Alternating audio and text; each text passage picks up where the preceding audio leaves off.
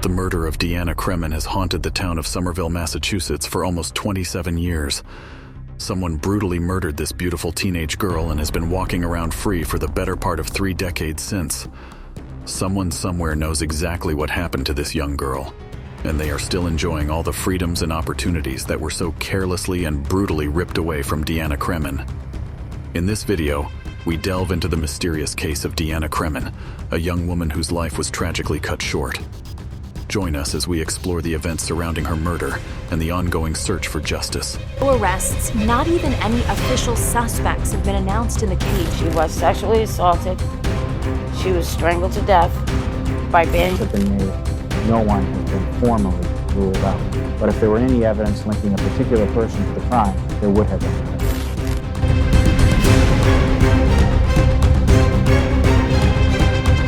Deanna Cremin, born on October 25, 1977, was a vibrant and promising young woman from Somerville, Massachusetts. She had dreams and aspirations like any other teenager. She had no known enemies, and everyone just seemed to absolutely adore her. Friends and family of Deanna Cremin refer to her as a kind, caring, beautiful girl who was always happy and smiling. Deanna loved children and was a very well-loved babysitter around her neighborhood. She was the second oldest of 4 children, so she and her older sister were very much involved in caring for and helping raise their 2 younger brothers. And at the time of her death, Deanna had even been taking a child development class that her high school offered, which is something that she enjoyed very much by all accounts. Deanna had high hopes for her future. In fact, the very last class assignment that Deanna had done required her to write a list of 5 goals that she had in life. Sadly, Deanna would not get to accomplish any of these goals before having her life tragically and brutally cut short on March 29, 1995, just 3 days after her 17th birthday. The day of Deanna's death started out like any other. She went to school, and then she spent the evening with her boyfriend Tommy LeBlanc, studying and watching one of her favorite shows. Deanna and Tommy spent a lot of time together throughout their relationship prior to her death. Tommy would always walk her home, and he would even call her when he got home to let her know he'd gotten back safely, and to talk to her before the 2 of them would go to bed. This night, however, would not be like so many of the nights before it. This night would be the one that would change the lives of Deanna's loved ones forever, as well as end the life of the beautiful 17-year-old girl with so much potential and so much life ahead of her. Kathy, Deanna's mom, woke up around midnight to find that Deanna was not at home, which initially struck her as unusual.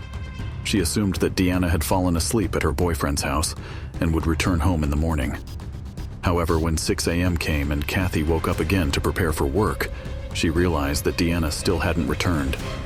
Now, Kathy was not just unimpressed, but also growing concerned.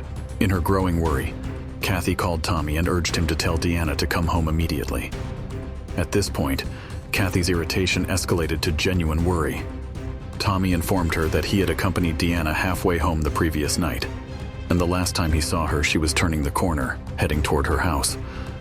Kathy felt annoyed that Tommy had only walked Deanna halfway, especially considering that he had always accompanied her all the way home in the past. The one time he didn't, Deanna never made it home, leaving Kathy puzzled and confused. Frustrated as well as worried, Kathy went to work and continued to try and contact Deanna on the pager that she had given her a few days earlier for her 17th birthday. She received no response from Deanna, and then a short time after arriving at work, she got a phone call that would explain the heartbreaking reality of her 17-year-old daughter's sudden silence. Deanna's lifeless body had been found behind an old folks' home by 2 young girls that she had once babysat. Life had been physically choked out of her. Deanna had fought so hard for her life that she had broken her hip during the attack that ultimately ended her young life. Deanna Cremin's murder case quickly garnered media attention.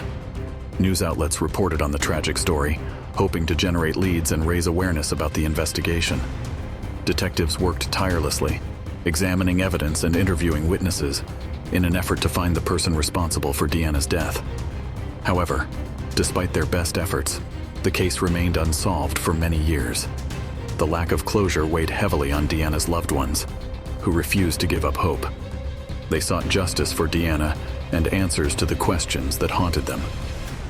Nearly 2 decades after Deanna's murder, a breakthrough finally came. On March 30th, 2014, a suspect, Michael Ferris, was arrested and charged with first-degree murder in connection with Deanna Cremin's case. The arrest provided a glimmer of hope that justice might finally be served. The subsequent trial brought forth testimonies, evidence, and intense scrutiny of the details surrounding Deanna's murder. It was a crucial moment for both the prosecution and the defense as they presented their cases and sought to convince the jury of their version of events. After a lengthy legal process in September 2017, the verdict was delivered. Michael Ferris was acquitted of all charges related to Deanna Cremin's murder. The outcome of the trial left many stunned and frustrated as the case took another unexpected turn. Despite the acquittal, the investigation into Deanna Cremin's murder remains open. Law enforcement agencies continue to explore new leads, re-examine evidence, and utilize advancements in forensic technology in the hopes of one day finding the answers that have eluded them for so long. Tommy, Deanna's boyfriend. Tommy's behavior after Deanna's murder was extremely odd, and definitely a cause for suspicion as to whether or not he was involved or responsible in any way. His awkward behavior, including but not limited to not attending Deanna's funeral, as well as the fact that he was the last person that Deanna was known to have been with, were very obvious causes for concern. However, they were not the only reasons that speculation would be directed at Tommy.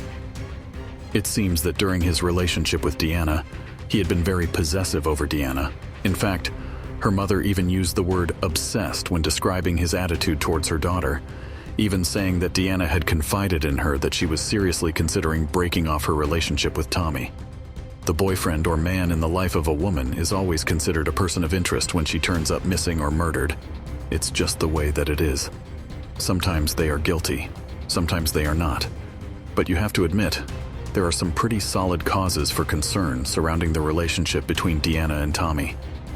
Kathy has always found it extremely odd that the one night he didn't walk her daughter all the way home, she ended up brutally murdered. Charlie, the firefighter. Charlie was a local firefighter from, for lack of a better term, a high-up family. It was rumored that he and Deanna had been flirting with one another and possibly having some sort of relationship. Deanna's little brother, who was around 6 years old at the time, had even told their mother that he had seen Deanna kissing the nice fireman.